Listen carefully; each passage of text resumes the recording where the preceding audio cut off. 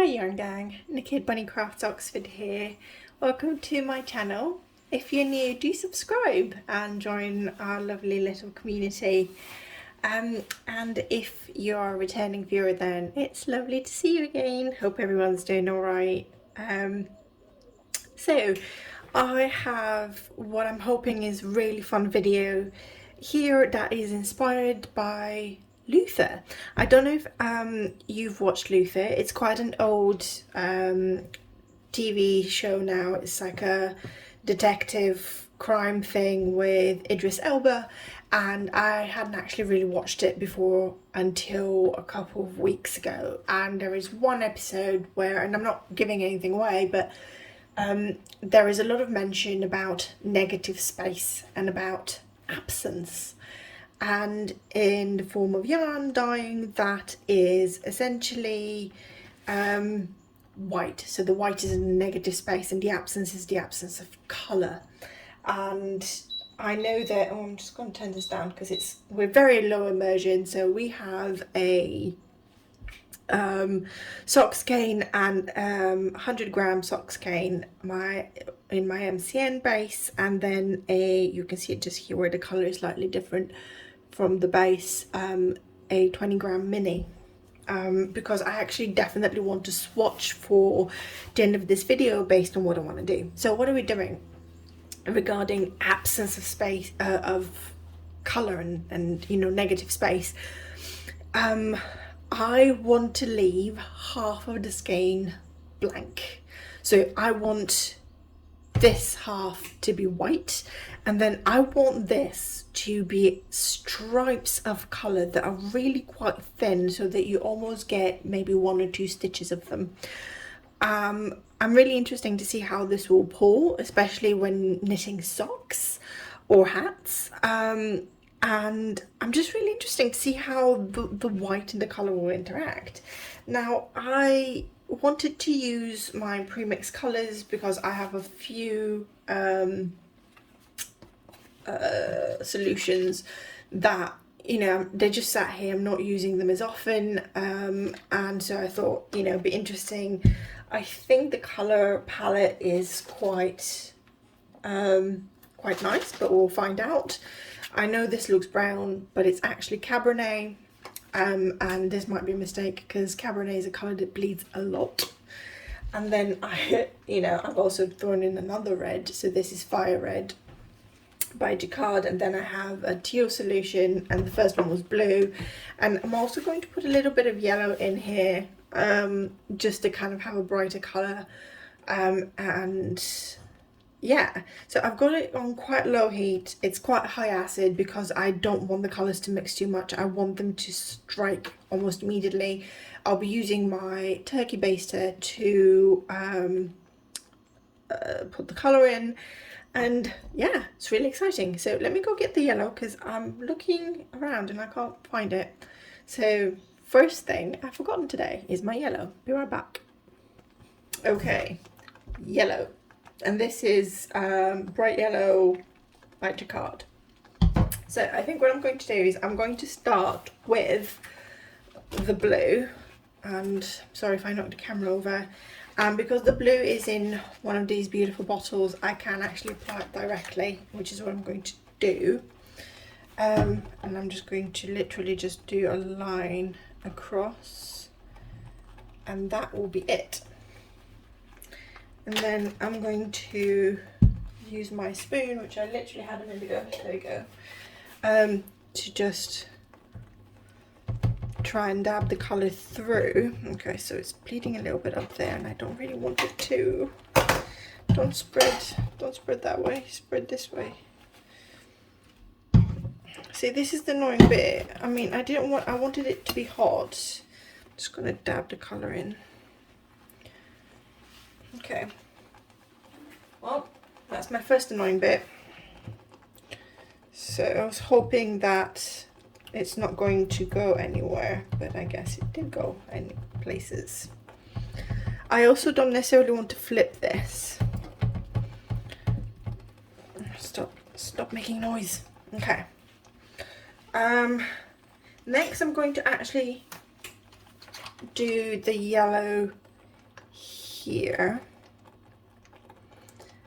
and hopefully we'll get a little bit of green just sort of where it will mix just there, but we'll still have yellow left. And I am doing this with another video in mind as well, because I want to use these two colours together. I want to see how they mix, so I'm being a bit cheeky. Okay, so we have a little bit of yellow.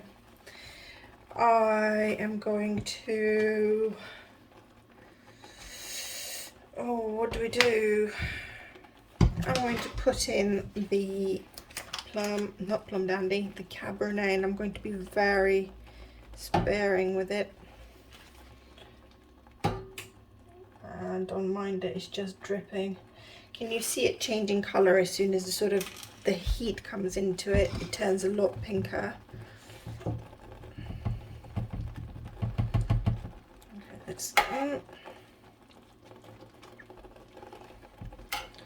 try and spread this out a little bit.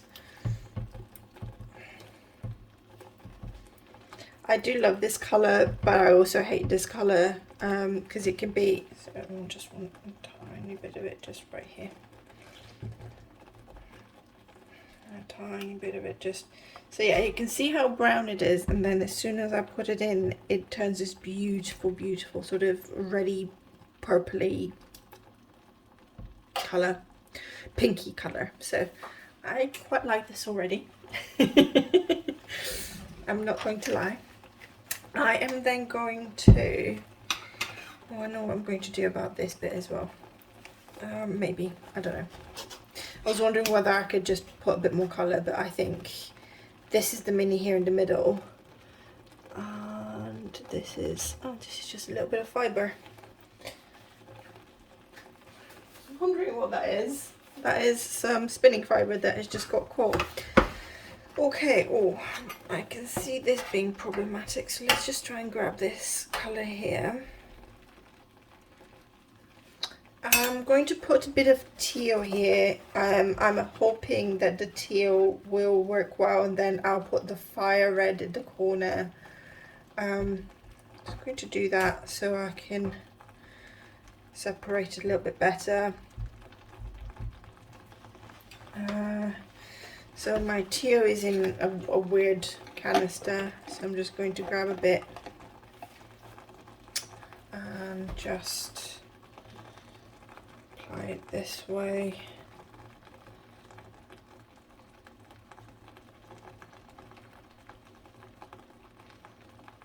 I know that sort of deep greens work with that particular Cabernet, so I feel good. Oh, this absorbed quite quickly. I might need some more teal.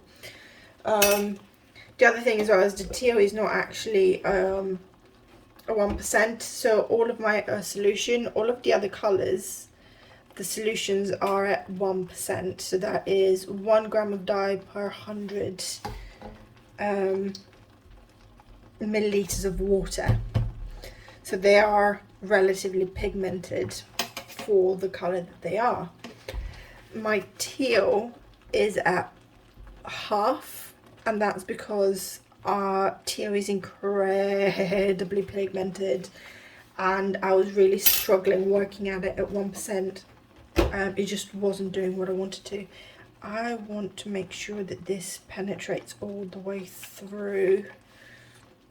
I don't mind that it's mixing a little bit with the Cabernet. It's creating an extra nice purple, and I think I want a slightly wider band as well, so just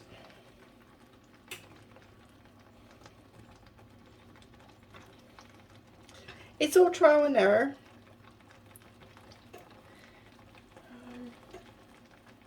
Which I quite enjoy. I'm not going to lie. A really strange part of me actually enjoys when things don't quite go to plan, because that is when I have learned the most. Okay, let's make sure I don't stain anything. Oh, I need to wash this. So this bottle is one of my leaky bottles, so I'm absolutely not going to be using it directly. So I need to just quickly clean my...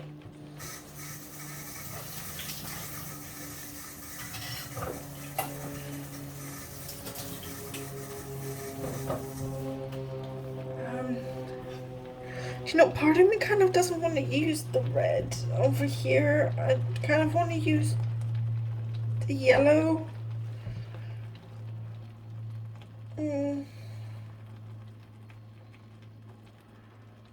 Because I like this.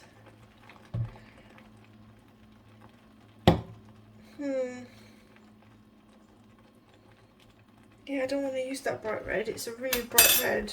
I'm going to use the yellow. I think the yellow will just go so much better, and I like a big blob of yellow. Probably use too much yellow now. I think what I'm going to do as well is right here, the corner, I'm going to, because it's a really big yellow repeat, otherwise I am going to add some of the Cabernet and see how they mix, because I think that would be interesting.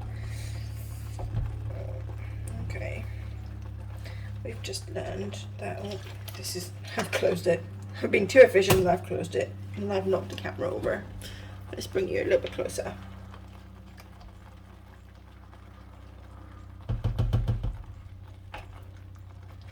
So I think the edges will be quite interesting because the colours have travelled a little bit. I'm hoping that it will be... Oh, I'm going to have to flip this. I didn't want to have to flip it, but I probably am going to have to flip it.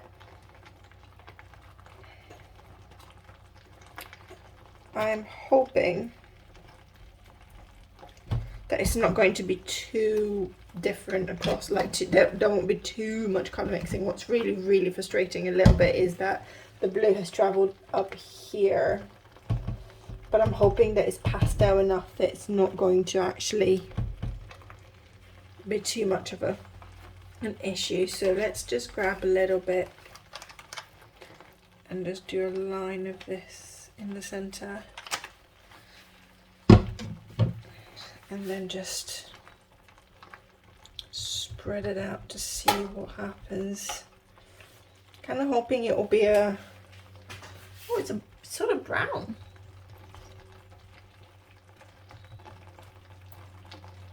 But I don't know whether it's sort of brown just because... I mean, whatever it is, I kind of like it.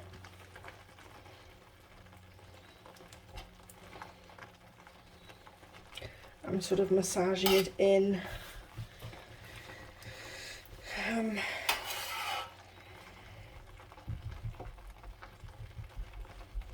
Okay, so a couple of things. I want a tiny bit more blue around here. I'm going to use the spoon in my delivery method, as it is really quite pigmented, and also it just sort of spreads a little bit. But I'm really pleased about the sort of the very gentle green edge that we're getting, because that's going to suit my next video. While I'm giving it some away, you never know which one will come out first. Especially with me, I never really know which one of my videos will come out first. I almost feel like doing another layer of yellow just there, or just a bit more Cabernet or something, I don't know. Tiny bit more teal. But then I want more white than anything else. So I'm going to... Yeah, we're definitely going to have to flip and sort of try and sort out the colour penetration on the other side, which is fine. I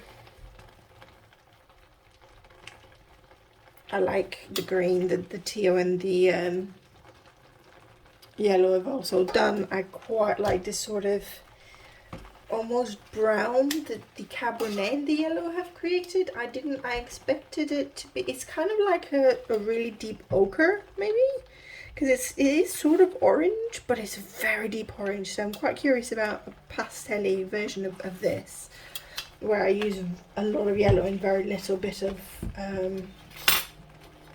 the red. So okay, we're going to leave this for 10 minutes for it to absorb, and then we'll flip it and see how we'll deal with the other side. So I'll see you in 10. Okay, let's try and flip it and not lose too much of the alignment.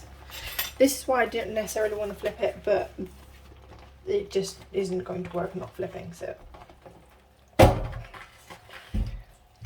oh, sorry about knocking the camera over. I'm not going to, oh, no, it's not too bad.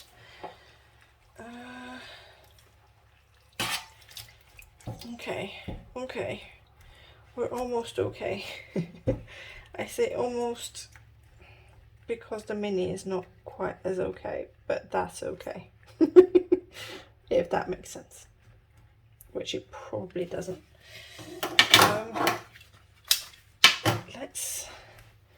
So I need to pull this down a little bit so we can spread this out properly. Okay, I get it.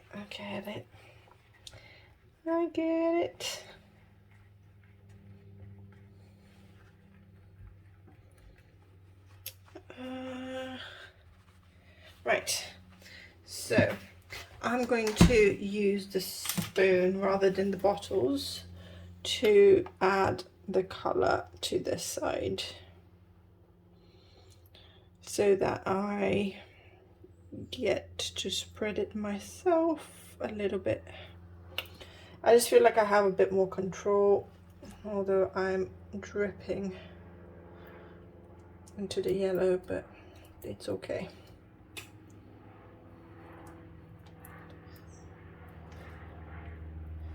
Yeah, it just seems to be, I don't know why it's a little bit easier with the spoon. I guess because I get to put just a little bit of colour. Right, so I'm just going to wipe the spoon so I don't contaminate the yellow too much, and then we're going to add some yellow. I'm just going to do that.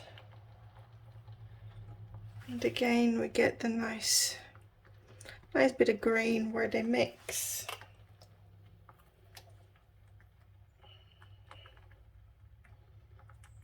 There we go.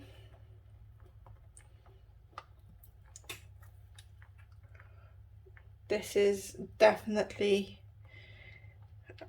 so one thing that I'm learning at the moment as well is effort versus return. I think I learned that with most of the colorways that I do for the videos here, is the effort that is necessary to dye this colorway worth it for something like the shop?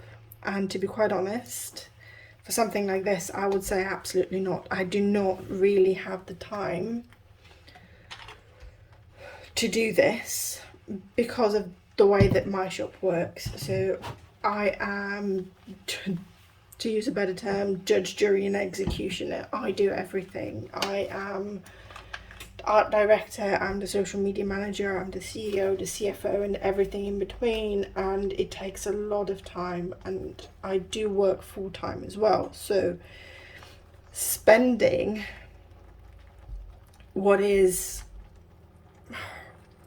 I don't know, 20-30 minutes on gently applying colour to a single skein is not a good use of my time. It's not a good use of any dyer's time, I don't think, to be honest. I think this is just not, you know, not sustainable. You can't easily, you know, make this in quantity unless you had a wire rack and you're doing it. And again, for some dyers, and especially for some of the bigger dyers, that is absolutely fine. They can have a larger wire rack where you have many skeins lined up and you can just do the lines, pat it all in, it's dripping through to a tray below, and then you can steam set those as you need to. And if you have the space to do that, then wonderful, you know, very, very happy for you, you lucky sod. But I don't have the space to do that. I have a hob and, you know, a pan and a pair of hands. So, you know, it is just too much effort. It's fun for the video. You know, it's great experimentation. I would maybe do this for myself if, you know, I had a particular project in mind. Once I swatch this and I think, oh my god, I want to make this, I want to make socks in this. I'm just gonna, oh, that is not what I'm supposed to do. Oh well. Don't know why I added the green there. I meant to add yellow. My brain just went absolutely batty. Oh, and I've got yellow all over the counter. I am having a bit of a out of sorts morning, maybe. Quite possible. I'm very excited because my mum will finally be able to visit me in a week tomorrow, and yeah, my brain is actually running through 20 different things that I would like to do with her. 20 different things I need to do before she arrives. Mostly just cleaning and more cleaning, because you know how it is when mum comes. She'll always find something that isn't quite cleaned the right way. So I will do that. But it does mean that I am rather quite distracted, or at least more distracted than I thought I was. I'm just going to do this and hoping that this is dark enough that it will cover it. We've dribbled out. It's okay. It's okay, I saved it.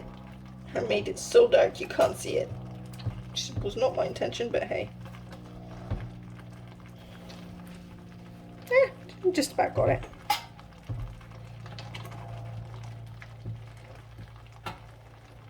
Okay. We got this. Now I need to like desperately clean my my surfaces. Cool. So I'm going to leave this for another 10 minutes. If they are lighter patches, then they're lighter patches. We've done the best that we can. I'm going to then rinse this, let it dry once it's cooled. I will rinse it once it's cooled completely. And we are then going to see how it knits up. Very curious. Again, these are colours, I don't know why I put them together, but now that I have put them together, I quite like them. I quite like the teal with the Cabernet, but I also quite like the Cabernet with the yellow. I like what the Cabernet and the yellow are doing here. It's sort of like deep ochre, I think. So I'm going to see if I can, I'm going to move you around. Apologies. And then I'm going to zoom you in. So, can you see? Just let me not put my finger in the bubbling water. This area here, and how the yellow is almost glazed. So I'm quite curious if I dyed a skein in the yellow and then tried to gently glaze it with a pastel version of this, what we'll get, and whether we'll get this beautiful sort of pumpkiny, ochre, orangey colour. So that might be a video, because also, let's just again put you back. Another thing I haven't done is actually try to properly sort of glaze yarn, or that is over dye it, so that it sort of just got a bit of the one colour on top of the strand and then the original colour running underneath. So that would be quite fun. I also like a little bit of the purple that we're getting here because the Cabernet just ran up. But right, I will see you once this is dry and the swatch is done. Bye bye. And here is our beautiful dry yarn, and just look at those colours. They are absolutely gorgeous. They are bright, they are vibrant, and they work so well together. I don't know what made me put these colours together, but honestly, it's like a jewel tone rainbow almost. And I have to say, I love this sort of burnt orange that we get up here by mixing the Cabernet with the yellow. I think it's absolutely beautiful. I love the teal with the Cabernet as well. And there's a couple of areas, let me see if I can find, there's a couple of areas where the two mix, there we go, and you get this very gentle purple colour. So yeah, the teal, when I bring it close up, it looks a lot more sort of green than teal, and then when I leave it down here, it's better. So we had a little mini attached to this so that we see what the absence of colour on this side will do. And I have used the little mini to knit a swatch, and I did it in the round, and here it is. So I love when you look at this next to this, we see so much white in the skein here. Oh, knocking the camera over, of course I am. Let's stretch this out again.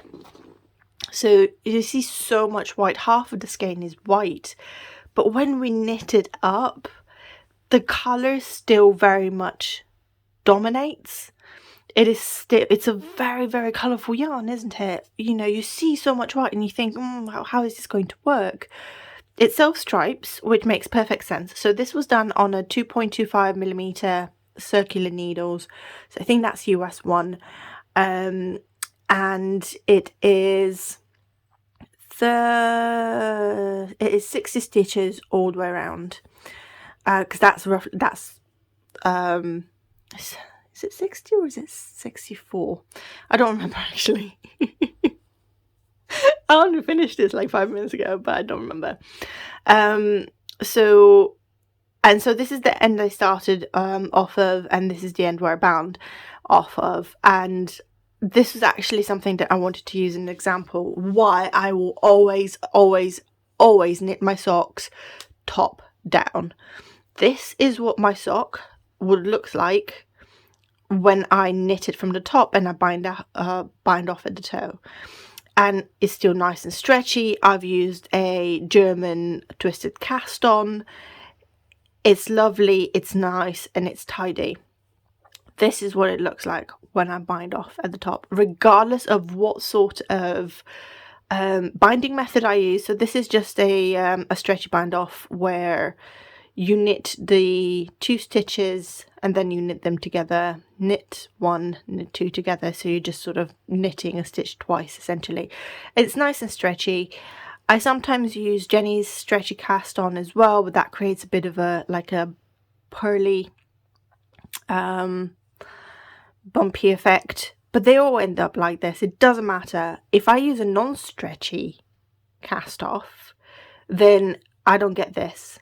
I don't get any of the stretch, and I can't put my sock on because it literally just stays like this. I could not stretch it at all if I wanted to. So that was my reasoning behind it. I just wanted to use this example. The other thing that I absolutely love is the way that the yarn is pooling. I will do it this way, so you can see the blue, which is the blue, and it is pulling over here, and then on this side, because we have so much more of this, we get just loads and loads and loads, and it's still pooling. It's still, you're getting the teals running up diagonally, you're getting the yellows running up diagonally, you're getting the Cabernet running up diagonally, and then the white is just self-striping. And the reason why the blue is pulling this way is because essentially this is where one will start. You'll get to the white, and then you'll have the other blue start again, where you knit a whole row of white and then you go back to the blue. So it's really interesting. I absolutely love this swatch. I'm going to put this up on the shop, so if anyone wants to go and grab this, I don't know how long it will last on the shop, but yeah, there'll be a link to this below. It's an MCN base, so it's 80-10-10 merino cashmere nylon. It's absolutely gorgeous. It's lovely, and I'm going to definitely dye another one for myself because I want a pair of socks like this. I really want a pair of socks like this. And I think what I would do is actually have wide cuff heel and toe, because I think that will be the best sort of contrast for it. So let me twist this and be right back. Here we are, all twisted and beautiful. I absolutely love these colours. I think it is gorgeous. I definitely have doing this has definitely made me think of a couple of other things that I want to try with placing the colours in different places and leaving the white in different places, and also how this would work with over dyeing almost the whole skein black or dark blue as well. Oh, my legs are falling asleep. So I hope you enjoyed this episode. If you did, please give us a thumbs up, because it's really helpful. It's the best thing that you can do to support the channel. If you're new to the channel, do hit the subscribe button. Don't forget the notification bell, because you don't want to miss any future content. And if you want to support the channel even further, then in the video description below you can find links to buy me a coffee, as well as to the shop. So thank you again for joining me for another Dye With Me video. I hope I will see you next week. Bye bye.